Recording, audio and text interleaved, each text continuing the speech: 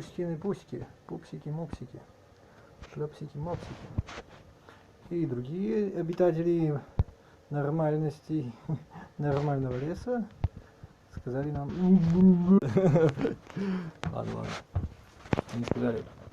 Они говорят, что что-нибудь, чай попить.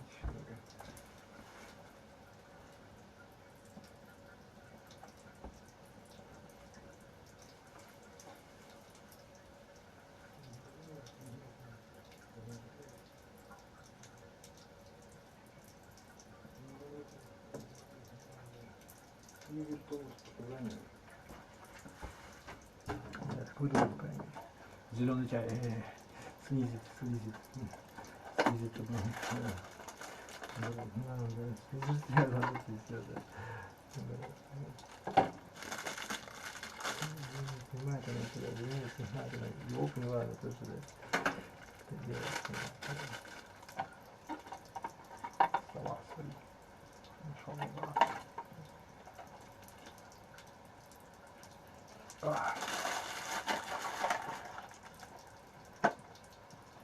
Гитара. Это просто гитара. С гитарой просто.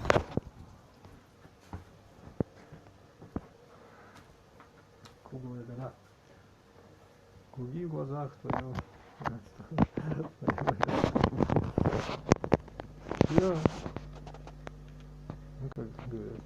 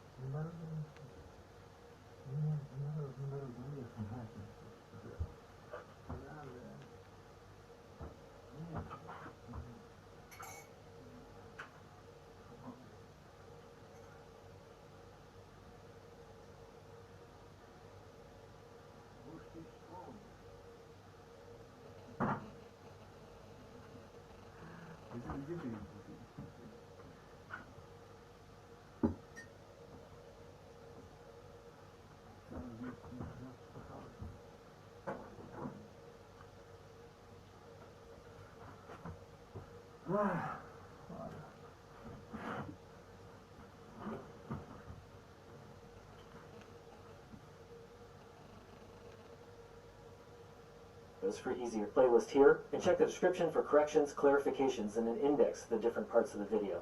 Most of these phenomena will not make any sense if you're listening on a cell phone speaker, and even if you have $1,000,000 speakers in a fancy studio, you will need to use headphones for some of these effects to work at all. Even cheap headphones on an old smartphone should suffice.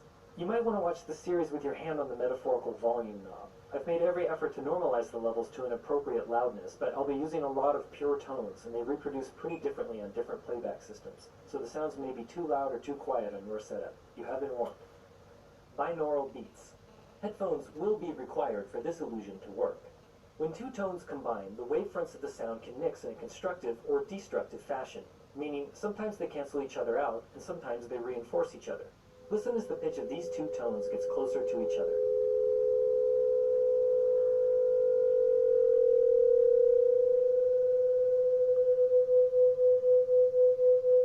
These are both just simple, pure tones. The pulsing effect you are hearing is called beating, and it happens as the two tones with close frequencies interact with each other. You can see the visual analog of this in one version of a moire pattern, which demonstrates nicely what happens when two visual patterns with similar but not identical spatial frequencies overlap. So this is nothing surprising. Simple math shows us that we should expect this change in amplitude to occur when we add two waves together. It's just basic physics, and it results from the tones combining in air as we described. So, let's play both of these tones. Right now they are both playing in both ears, so they combine to form the beating before they enter your ears. But listen to what happens as we slowly spread them apart, so that 500 Hz is moving to one ear only, and 504 Hz is moving to the other. Now they are totally panned to either side. One ear hears this, and the other hears this. But when they both play, you still hear a beating, even though there is only one tone in each ear. There's no physical mixing of the sounds at all, so we shouldn't hear the beats anymore, right? This is a purely psychoacoustic effect produced by your brain's interpretation of the sound, but it doesn't happen for frequencies above about 1500 Hz. Here's a 2000 Hz tone in one channel and a 2005 Hz tone in the other. These frequencies are well above 1500, and you probably don't hear a beat between them. Now let's play those two high frequencies together, but this time both of them are present in both ears. Notice that there's a very audible beat frequency present. When the sound mixes before entering your ear, the beating is perceptible. Otherwise, these two tones are too high for the binaural beat effect to happen. Pitch circularity. This class of illusions involves tricking the ear's perception of pitch change. These are sometimes referred to as barber pole illusions because they echo the visual illusion of a rotating barber pole. The lines on this pole are forever moving down, but never really go anywhere.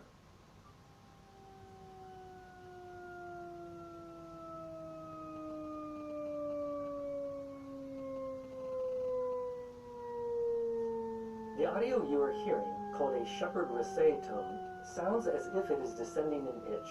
And it is, really, but it somehow continues forever, where a normal descending pitch would eventually get so low that you can no longer hear it.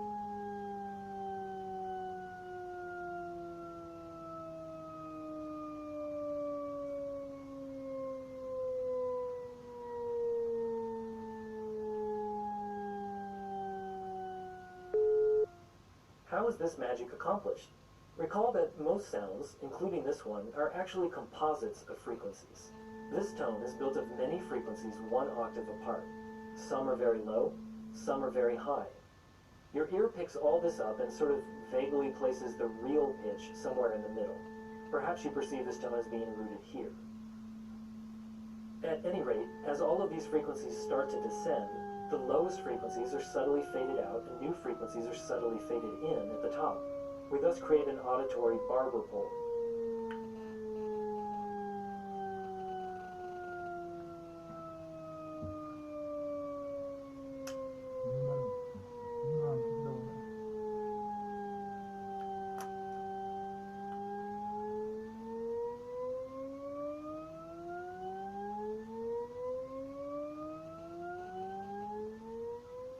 You can imagine that there are lots of tricky illusions you can create using overtone manipulation. Legendary researcher Diana Deutsch demonstrated a method of altering the odd harmonics in a tone as the pitch descended. Check out this walk down a 12-tone scale.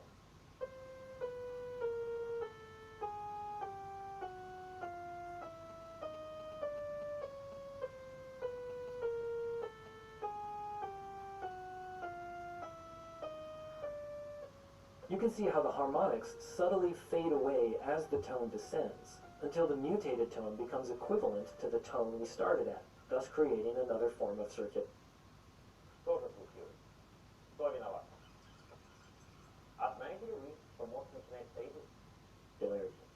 The tritone paradox. Let's say you take one Shepard-Rissé tone, that is, a stack of sine waves an octave apart from each other. Here's a freeze frame of the spectral graph of this tone. Now we're going to play another Shepherd-Rissé tone that is half an octave away from the first tone. Half an octave is also known as a tritone. That spectrum is showed overlaying the first spectrum. If you look at the two graphs, you can see that there is ambiguity as to which tone is higher than the other. You may have heard a clear difference, and to be honest, your playback system tone is higher than the other.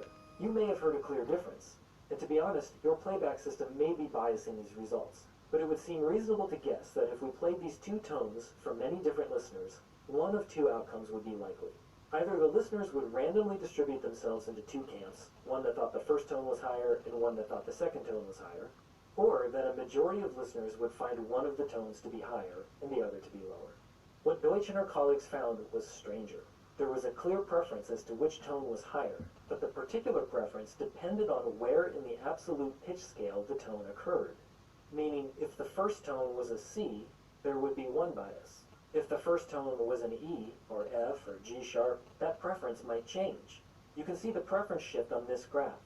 What was really surprising about this was that these are absolute pitch positions. It's generally accepted that most people do not have perfect pitch perception. Yet, here was a result demonstrating that, at least on some level, an average person had some kind of absolute pitch detection going on. Furthermore, the results varied dramatically depending on the culture the person came from, whether their language was tonally based, and so on. Clearly, our brains are being programmed in some ways that predispose us to certain perceptions.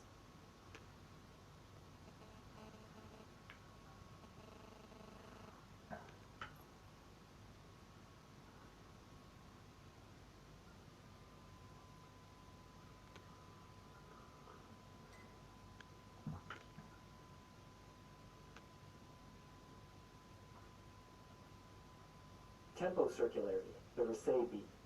As with pitch circularity, we can play tricks with rhythm to give the impression that tempo is slowing down or speeding up indefinitely.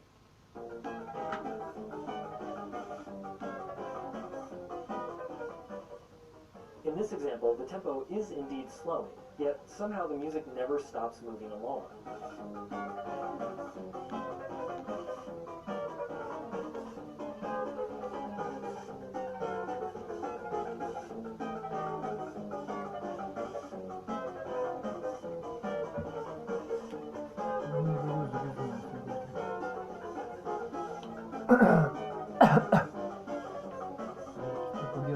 It's the same sort of barber pole effect. As the tempo slows, imperceptible fast elements are nested into the beat. As they start to slow down and get louder, your ear can pick them out. The slowest elements get slow.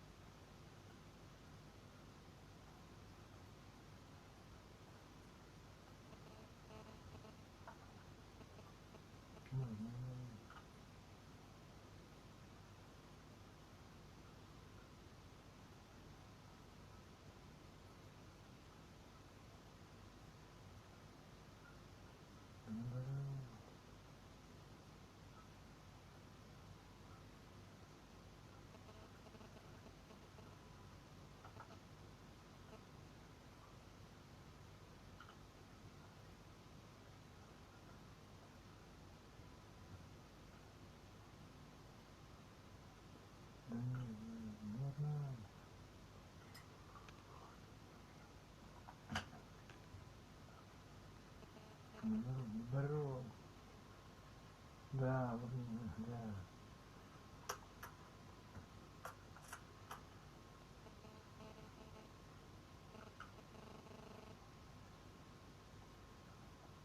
Мороз. Как ты там?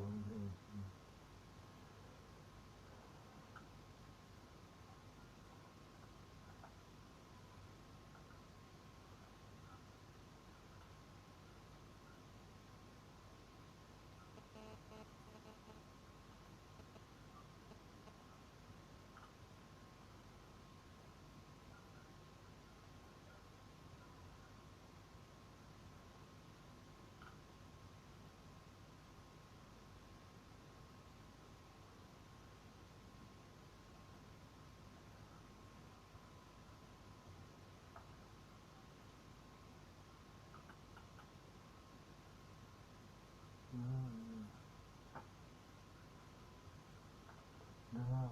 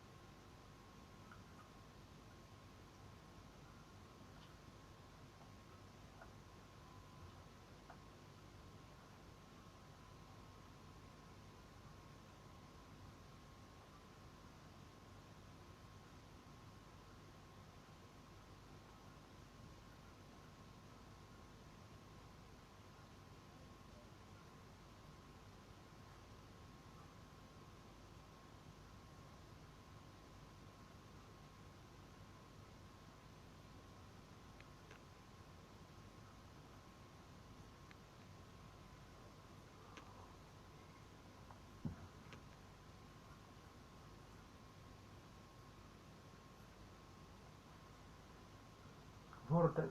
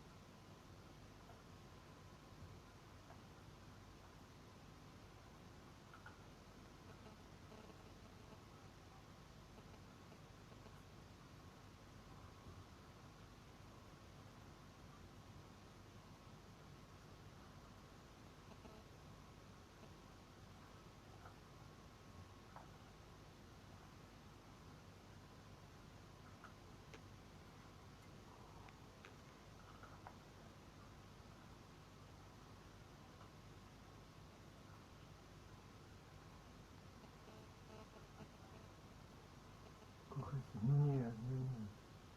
Да, глупое решение, это не обидится. Если это глупо делаешь, то да, так ладно. Я вас не знаю.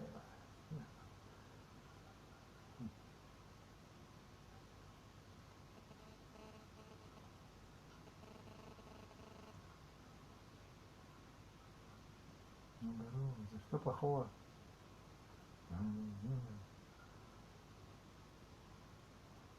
Нет, наоборот, лишь одно и то же, что ли. Ну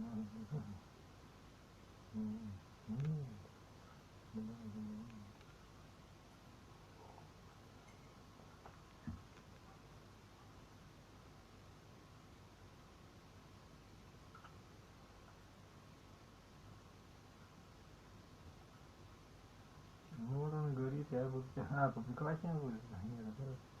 Ты пишешь все туда, да, а.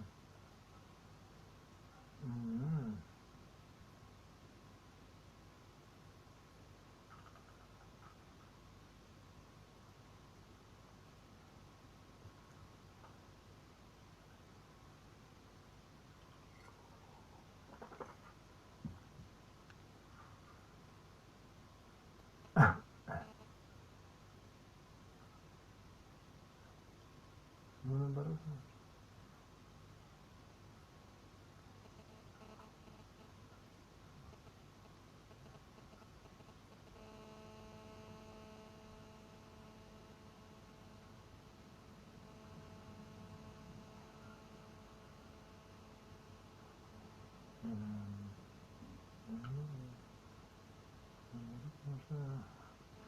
Наоборот.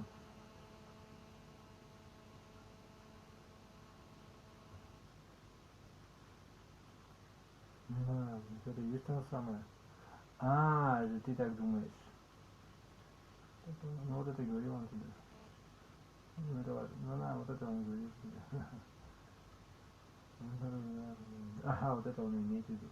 Да ну пошли вы нафиг. Ну нет, ну это ваше. Ну это да.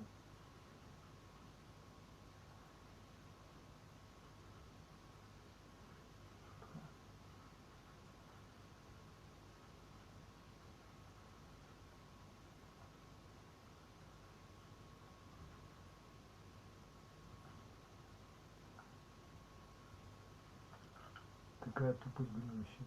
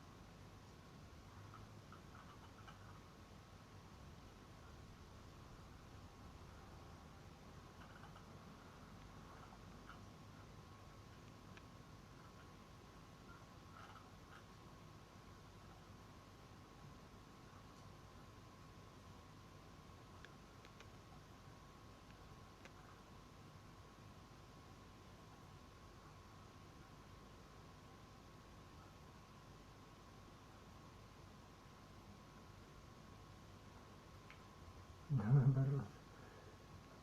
Наоборот. Наоборот. Наоборот.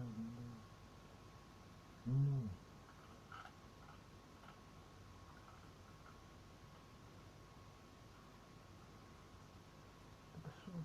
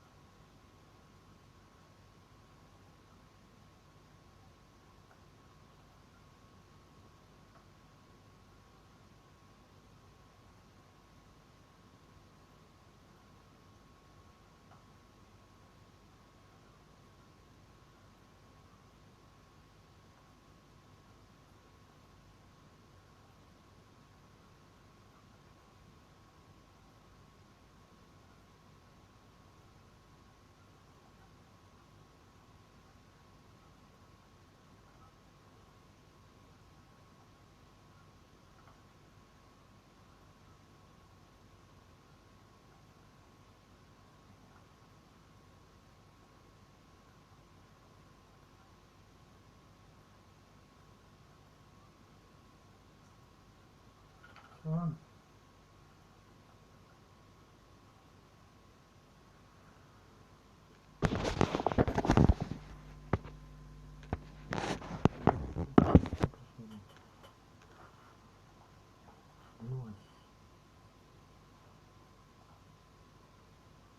And slower and gradually quieter until they fade out completely.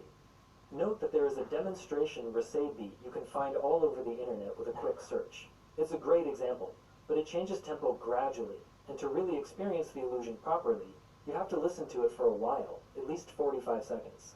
Unfortunately, a lot of the places that clip is used only play it for a short time and imply that the beat isn't actually speeding up. It is, of course, and especially if you only listen for 20 seconds, the beat is certainly just accelerating in a conventional fashion. So don't get confused. Listen to it for a minute or two so you can actually perceive the circularity.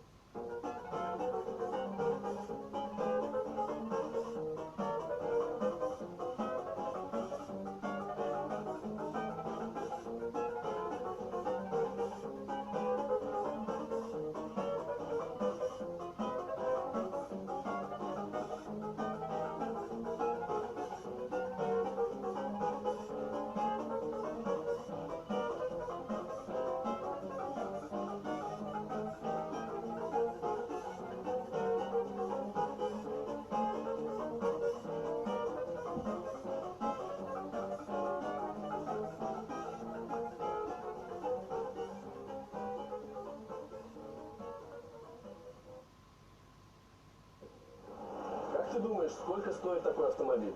Ну, примерно 1500-600, да? А что если тебе сказать... Combination tone. The combination tone is a psychoacoustic phenomenon where extra tones are perceived when tones are combined. It also helps if they are loud, so you might bump the volume up a little. Don't damage your hearing though. Here's a tone with a 220 Hz fundamental, and here is one with a 330 Hz fundamental. If you listen carefully to their combination, you may be able to perceive a phantom tone at 110 Hz.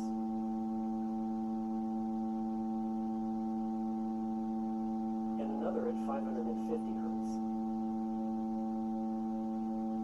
And another may be able to perceive a phantom tone at 110 Hz.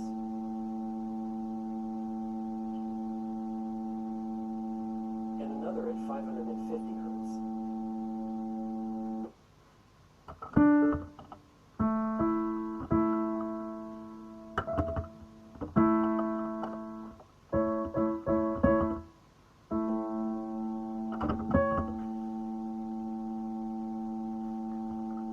These are the sum and difference frequencies of our two original tones. You can see in the graph that there is in fact no signal down at 110 Hz, but it sounds like there is. Part of the explanation is the missing fundamental effect that we'll talk about next. Missing fundamental. Listen to this little run of notes. Most people perceive the following pure tones as being present in that run. Watch them on the graph as they descend. Now let's go back to the original audio and see how it registers on the graph. Strange. The pure tones are down here. And that's where we heard the original notes as well. But in fact, there were no such frequencies present in those original notes. Many natural sounds, including the sounds of most instruments, produce frequencies that are integer multiples of the fundamental frequency. If we pause our graph of this plucked guitar string, we see a fundamental at 110, but we also see peaks at 220, 330, and so forth. These are the so-called harmonics of the sound. We can isolate different components of the spectrum to hear more clearly what each is adding to the overall sound.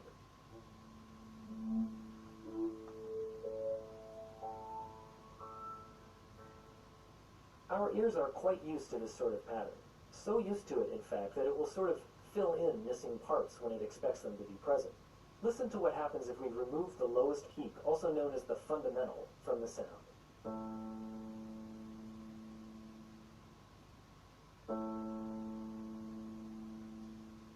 It sounds thinner, not as rich and full, but it still sounds like the same note, despite the missing fundamental. This phenomenon is exploited by mix engineers to make music more listenable on cell phones. If you're listening on a cell phone without headphones, this bass line will be almost totally inaudible. This bass line, however, will come through.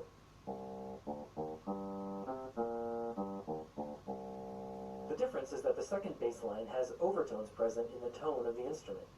Even though the cell phone can't reproduce the lowest frequencies, the ear is provided with clues from the higher frequencies and is able to fill in the missing fundamental. If you're listening on a cell phone with headphones, try rewinding and listening again through the built-in speaker. And plug those headphones back in before we move on. Otoacoustic emission. Did you know that your ear can itself make sound? Weird, huh? In roughly half of all people with normal hearing, at least one of their ears actually generates very quiet tones that can actually be detected. In very rare cases, these sounds can be loud enough for another person to hear. Usually, though, they require specialized tiny microphones to be inserted into the ear, and only a computer analysis of the resulting signal will reveal the tones. This is part of normal hearing in most cases and doesn't cause any problems. In a small percentage of people, these tones can be perceived as tinnitus, or a persistent ringing in the ear, which can be annoying. Ask me how I know.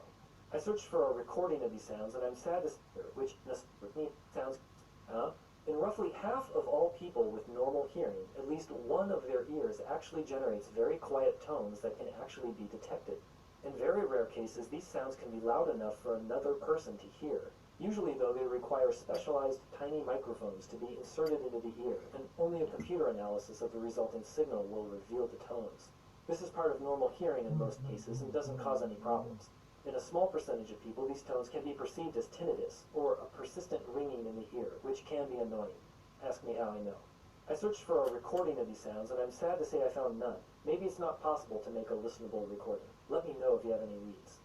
There are other forms of otoacoustic emission as well, which result from different kinds of stimulation of the ear with external sounds. One form of these emissions is triggered by the combination tones we talked about earlier. These distortion product otoacoustic emissions are what Adam Neely covered in a recent video on the subject. Thanks for watching. Part 2 will be coming up from the ear with external sounds. One form of these emissions is triggered by the combination tones we talked about earlier. These distortion product otoacoustic emissions are what Adam Neely covered in a recent video on the subject. Thanks for watching. Part 2. There are other forms of otoacoustic emission as well, which result from different kinds of stimulation of the ear with external sounds. One form of these emissions is